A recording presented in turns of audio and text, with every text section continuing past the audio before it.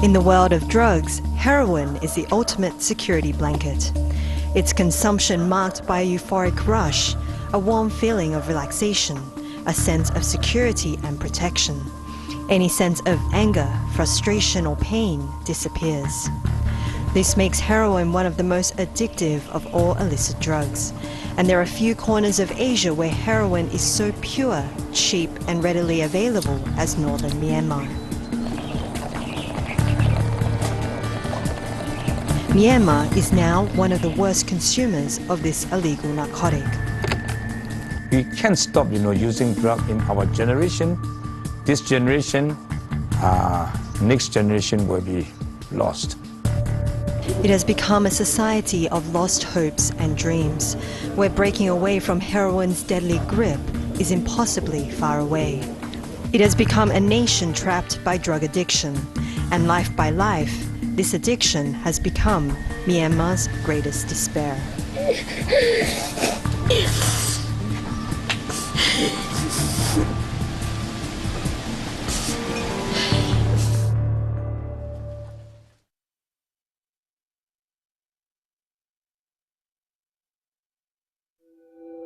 We begin in the Shan State, northeastern Myanmar, bordering China to the north, Laos to the east, and Thailand to the south. Myanmar's borders leak opium-like sieves into neighboring countries. These endless fields of poppy plantations are supplying Asia with 80% of its heroin, the most addictive drug known to man. A bag of heroin sold anywhere in Asia usually originates from here. This was the world's top opium-growing region for years, but in the 1990s, Afghanistan became the top producer, and drug syndicates here began focusing more on methamphetamines. Now, heroin and methamphetamines are both on the rise. But getting here is no easy task. Dirt roads often closed off to the Western world, barely clinging to the hillside, checkpoint after checkpoint, guarding one of the world's most lucrative crops. Around 90% of opium poppies in Myanmar's northern region is grown here in the Shan State. Since 2006, poppy cultivation had all but been eliminated in this region, also known as the heart of the Golden Triangle. It was considered a major victory in the global war on drugs. But almost a decade on, a lethal combination of civil war and poverty have driven farmers back to a crop with a seemingly endless market, feeding an insatiable global demand for heroin. And because of this, poppy cultivation in Myanmar has now tripled. These bamboo huts have limited electricity and running water. Its people have no access to healthcare, no job prospects, not enough food, and no aspirations other than survival. Almost everyone in this village is an opium farmer. Growing opium poppies is illegal in Myanmar, but Pipilu is adamant that his family business is one of necessity, not choice. ถ้าพูดถึงผมเองเนี่ยมันก็ผิดถ้าแต่หมู่บ้านอย่างหมู่บ้านน่ะถ้าเล่าให้ฟังกันอย่าให้ทำผิดมันก็คนนี่มันคิดไม่เหมือนกันเนาะคิดไม่เหมือนมันไม่ตรงกันถ้ามันไม่ทำผิดไม่ติหาตังค์ตรงไหนให้มันอะไรมากกว่านี้ก็ช่วงนี้มันมีแต่ผิดนะถ้าไม่ทำมีผิดมันเป็นคนโง่อะมันเป็นอย่างนี้ Deep in the heart of the Shan State, his family's fields of countless brightly colored flowers sit alongside many more tended by his small community. Every harvest, up to 3 a year, brokers arrive to take the raw opium to laboratories. This raw opium is then used to make heroin. The drug problem has been intertwined with the country's long-lasting political woes since Myanmar gained independence in 1948. According to the United Nations, the Shan State, riddled with conflict areas and insurgent groups, remains the center of Myanmar's opium and heroin activities. This instability provides an ideal climate for poppy growing. Insurgent groups, with their tenuous control of the region, tax the poppy farmers to pay for weapons and arms. Pipilu says that anyone with a gun has a role in the trade, and he, like many other villagers, must also reckon with the thuggish elements of the underground economy, including countless requests for payoffs, often at gunpoint.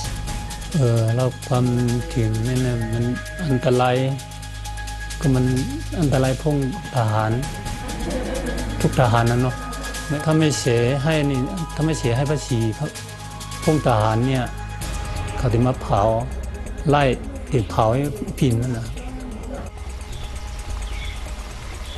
But it seems the financial rewards outweigh the sporadic intimidations. Like Pipilu, Sorghum started to grow opium to pay for his children's education and feed his family. He says his choice was a simple one in this remote region, either grow illicit drugs or vegetables. But poor roads means fruits and vegetables spoil before reaching the market.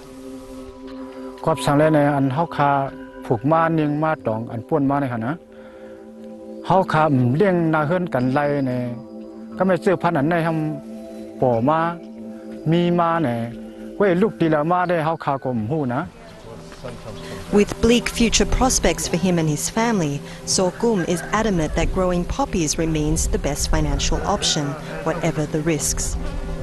Almost 300,000 families currently engage in poppy cultivation and depend on the crop for a living.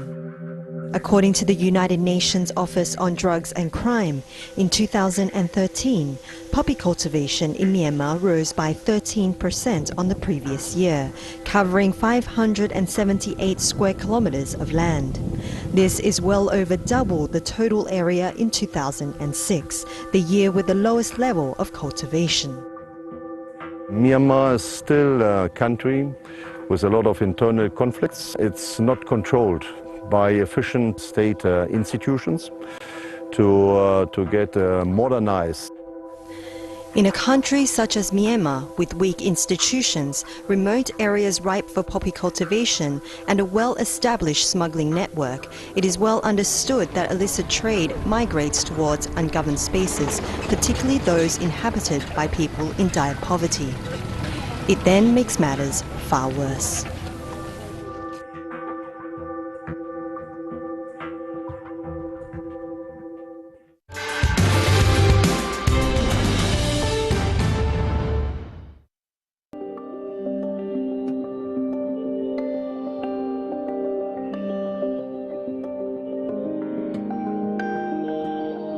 You don't have to look far to see the effects that opium has had. Neighbouring the opium heartland of Shan State is Kachin State. Beautiful, peaceful, serene, picturesque, but it is here where a dark undercurrent exists. There's an epidemic of drug addiction that is difficult to compare to anywhere across Asia or even the world. And it is what community leaders are saying is a major heroin epidemic. This is Machina, its bank's host to human misery and degradation. It's a place of postcards and small-town values, but also of despair and hard times that have driven many to drugs. The psychological damage from the war and the flood of cheap heroin have contributed to addiction rates skyrocketing. Community leaders offer a shocking statistic. According to our statistic, 64-65% the youths are facing with the drug, including the university students, and then some are graduated already, and some jobless young people, or they use drug. But just how bad is it? This footage given to us by the Youth for Christ Rehabilitation Center shows the magnitude of the drug situation. It's pretty much impossible to overstate how bad things are here. And there is no place more devastating in Myanmar or perhaps Southeast Asia than the Jade Mecca of Pakant. Huts of shops line the dirt path, vegetables, toiletries and heroin. To the Eastern world, this beautiful green gemstone symbolizes grace, wards off misfortune and heals the body. But to the hundreds of thousands of miners, collecting this precious stone has become little more than a ticket to a life of exploitation, poverty and addiction, a passport to the next hit of heroin and a life with HIV. And that's exactly what cursed Gum Tulum as he ventured to the mines to make his fortune. Number one, Kushis in Lung Sangwatu. Lung Sangwatu, Stam Sumramgo, Ndu Shanga. Dagona was ring Langsa. Under Lung Sang Tu, no young Ramano. Ndu no Nana. Pon two or Kapong two or Kapong Lua. Gum Tulum soon became HIV positive. Although there are no official statistics, community leaders claim that as many as 9 out of 10 heroin-addicted workers in the mining district are living with HIV. Few live long enough to develop AIDS. The back-breaking labor, chronic drug addiction and heroin overdose finally takes their lives before this otherwise preventable disease can take hold. But this drug crisis is not confined to the mines. Urban areas are suffering from the same calamity. Heroin is as easy to buy as vegetables and can cost as little as $1 per dose. So it doesn't take long for us to find addicts preparing for their next fix. For many people around the world, a typical day starts with a cup of coffee. For Zole and his best friend, each day starts with a hunt for heroin. Their deep sunken eyes, sedated appearance, and needle wounds that dotted their forearms were a giveaway. These men are now trapped by their addiction.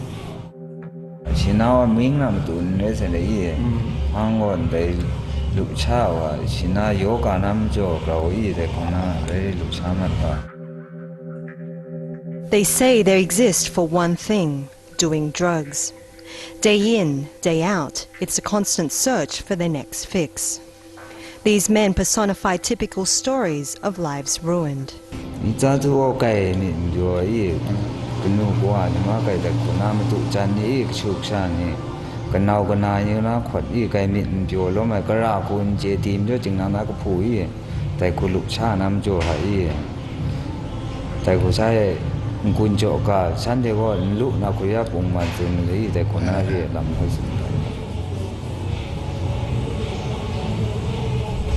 And this culture of hard drugs doesn't discriminate. It is not uncommon in Kachin State to encounter children as young as 12 years old injecting. Heroin's plague is being fueled by younger and younger people. And Langam is part of this disturbing trend.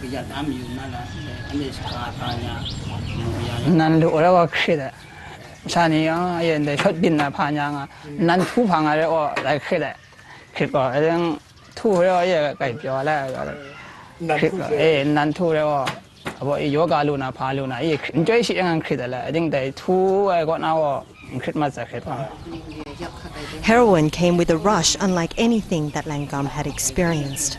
And at just 12, he had taken the first step that's led to the ruin of millions of lives around the world.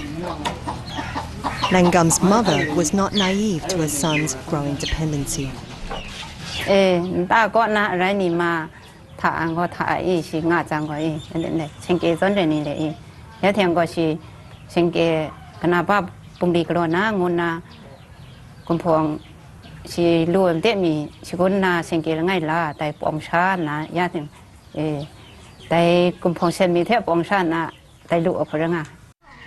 Over the past 5 years, she watched her son systematically destroy himself. And the dreams she once had for a son to support her in her old age is slowly fading.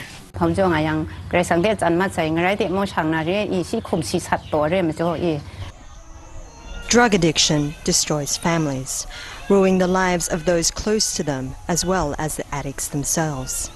Door after door, village after village, town after town, almost everyone here has been affected. It wasn't how things were meant to turn out for Hong Noi.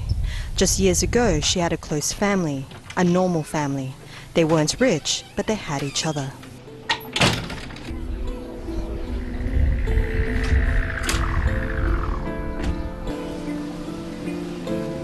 Her oldest son was a heroin addict and passed away at 25. Soon her second son got hooked as well and died from AIDS at 32. Her youngest daughter also got swept into the dark world of heroin and soon became HIV positive. And just 6 months ago, she too passed away.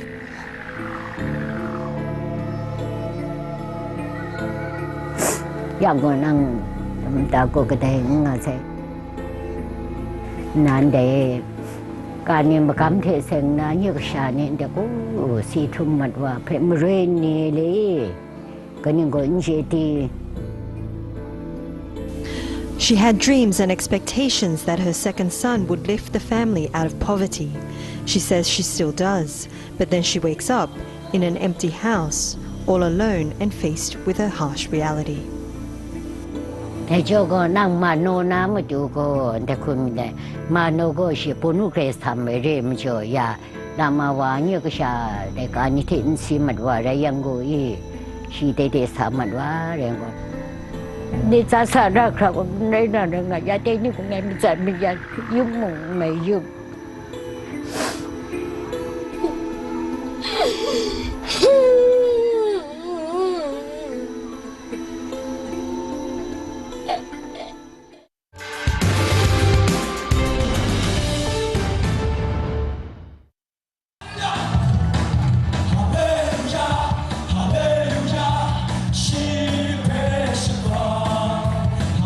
Music and dancing, but this is no party. These men are all heroin addicts. With only a handful of government-run rehab clinics in Kachin State, the crushing demand is met by Christian ministries that have few resources to fight drug addiction. For many of the addicts here, song and prayer is their first line of defense. They know that this may not be enough, and without proper medical treatment like methadone, rehab leaders are forced to lock up addicts because their temptation to flee is often uncontrollable. Behind these walls are people at their lowest. Kicking heroin is tough anywhere. Withdrawal brings on horrific chills and seething bone pain. The urge to go back to the dealer is often too strong.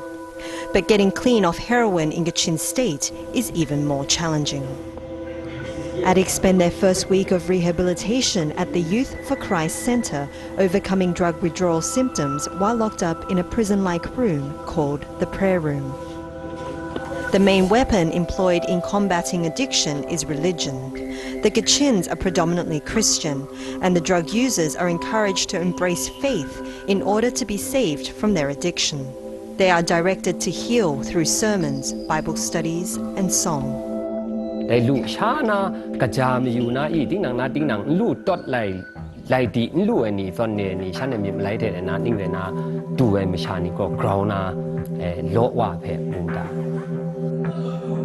Despite state and community-led efforts to battle the drug trade, community leaders predict the worst has yet to come in Kachin State, due in part to the high unemployment in the region. RAJAH says as many as 95% of recovering addicts quickly relapse after they leave.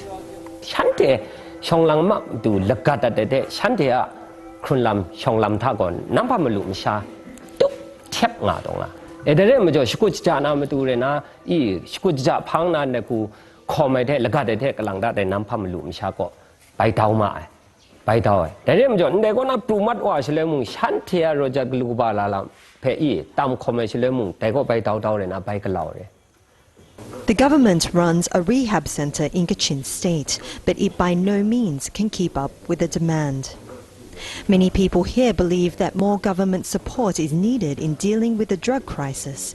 Otherwise, the revolving door of drug use will likely continue as very few muster the willpower and stay committed to quitting.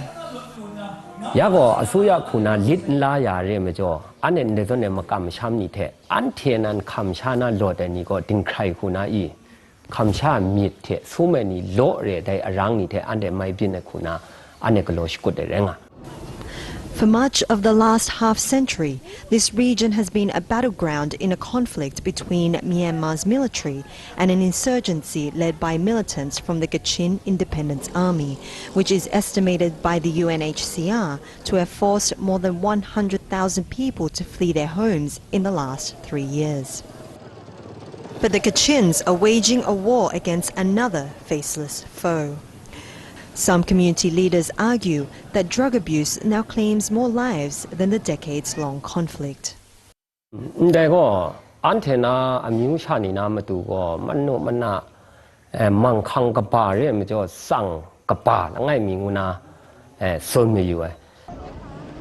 with the drug problem spilling over borders, international pressure has led the Myanmar government to make efforts to tackle this multifaceted battle. For more than a decade, it has worked with Thailand, Laos and China to strengthen law enforcement. Myanmar has made public displays of its efforts to destroy drugs and escalated its poppy eradication efforts. But Myanmar's war on drugs may prove harder to resolve. When opium cultivates in the backyard, the flood of heroin to the front door is inevitable.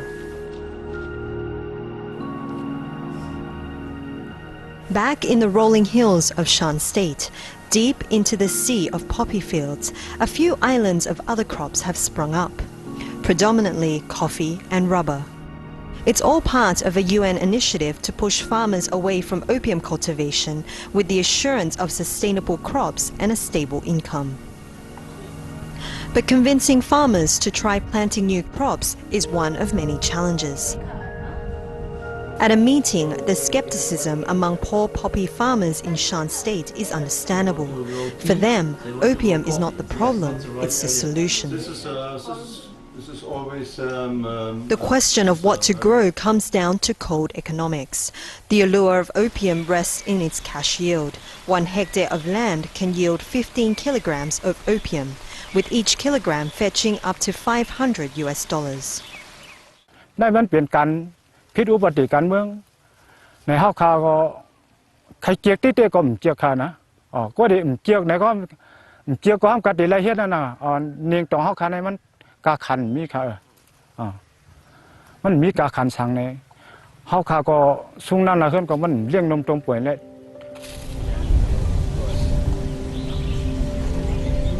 But nonetheless, the United Nations is persuading families here to dedicate part of their fields to coffee plants, a pilot project led by Johan Weiser with the UNODC. He spent nearly 3 decades in Peru, where he started a successful crop substitution program for farmers of coca, the raw ingredient of cocaine.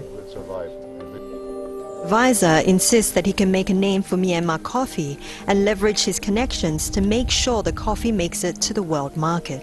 The opium poppy is for them now the best means to get all their needs paid, and we try to help them not only to match with coffee, in this case, to match the poppy opium economy, but also to get them out of poverty.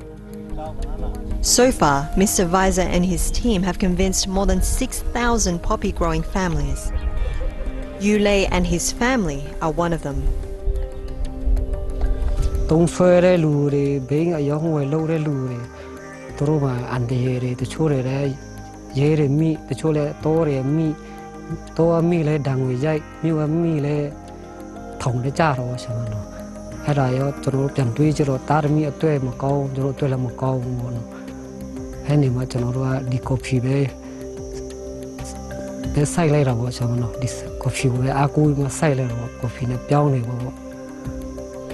And there is hope that farmers like Yulei will be at the forefront of a larger agricultural shift, that their success will convince more farmers to make the switch from the fast, precarious drug money to a slower, more stable crop of coffee and rubber. Crop substitution programs are providing alternatives where few previously existed. It will take years before these coffee plants are mature enough to harvest, and until that time, farmers are tending their crops solely on trust. It might just all be an illusion that you can make the drug market disappear when the reality is the size of the market has not reduced at all. But this might just be the best hope to move farmers away from this treacherous opium economy and provide them with a sustainable way of life.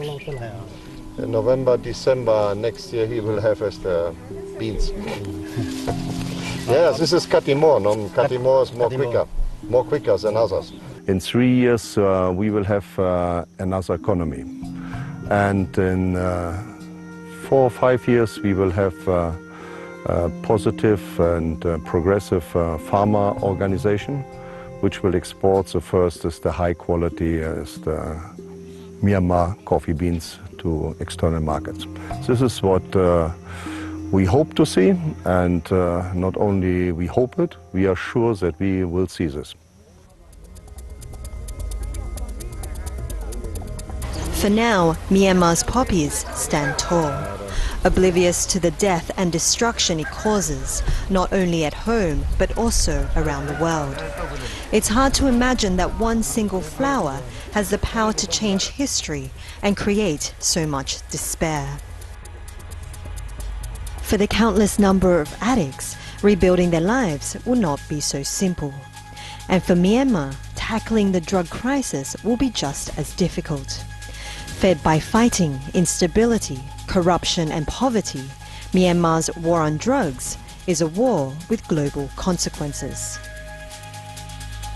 For Assignment Asia, I'm Lucita Sao Gao in Myanmar.